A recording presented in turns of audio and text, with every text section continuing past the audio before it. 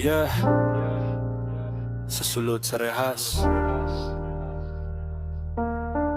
tuwi ka nilabay, nagulat sa hostisya, pero wag yun miyabot. Yeah. Gidakop ko kalit, wa ko kasabot. Sala-salahin tawo ako'y gipasan og bugat. Gikadinahan kamot gipriso dayon bisan tinuod akong gisulti wag gid paminawa. Adlaw na himong bulan, bulan na himong tuig. Nanggupaw ang paglaom nga akong gihawiran og hugot. Nakita ko ang gawas pinaagi sa gamayng bintana, pero ang kagawasan murag damgo nga layo kaayo makita. Walay karol, walay kahayag. Nagulat sa tinuod nga dugay kayo miabot. Walay parol, walay kalipay. Namatay nga ang alalan, wala lilimpyo.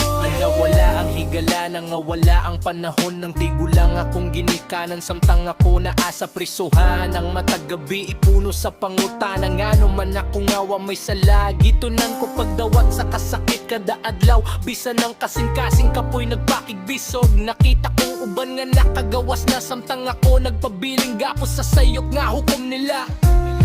Walay parol, walay kahayag. Nagulat sa tinuod nga dugay kayo miabot. Walay parol, walay kalipay. Namatay nga ang ngalan, wala lilimpyo.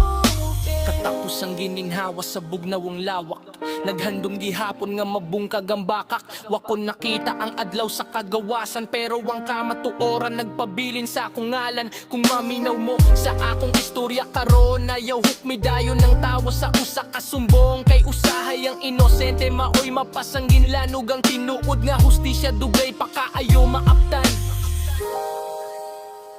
Namatay ko nga priso sa mata sa kalibutan, pero sa kamatuoran inosente hangtod sa katapusan. Walay parol nga nadawat, walay pultahan nga naablihan, pero ang tinuod nagpabiling bisang gilubong na ang lawas. Yeah.